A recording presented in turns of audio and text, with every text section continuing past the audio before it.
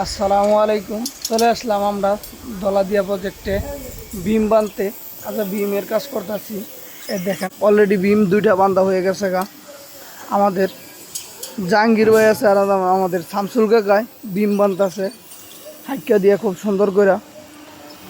ভাইয়া, জি ভাইয়া। এই যে বৃষ্টির মাঝে ঠান্ডার মাঝে বিমগুলা বানতেছেন, যদি জরা নেই ভাই এই বৃষ্টি। ভাই কাজ করে খাইতে হবে, ওটাই জানে বুঝছেন। বৃষ্টি হোক আর যাই হোক কাজ করতে হবে।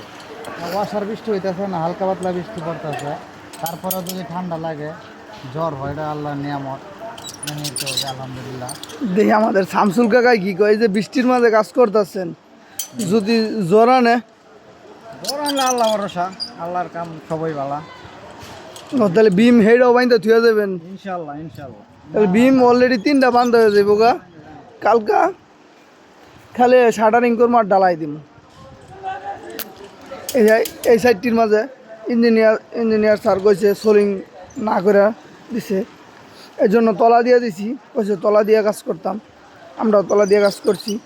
বাউন্ডারিও মোটামুটি শেষ পর্যায়ে তলা দিয়া। ইনশাল্লাহ চেষ্টা করবো কালকা লাঞ্চের পরে বিমটা ডালার। যদি না পারি তাহলে শনিবারে ইনশাল্লাহ ডাইলা দিব বিমটা। এই যে বৃষ্টির মাঝেও আমাদের সাইফুল ভাই তারা ফেলাস্টার করতেছে। সাইফুল ভাই!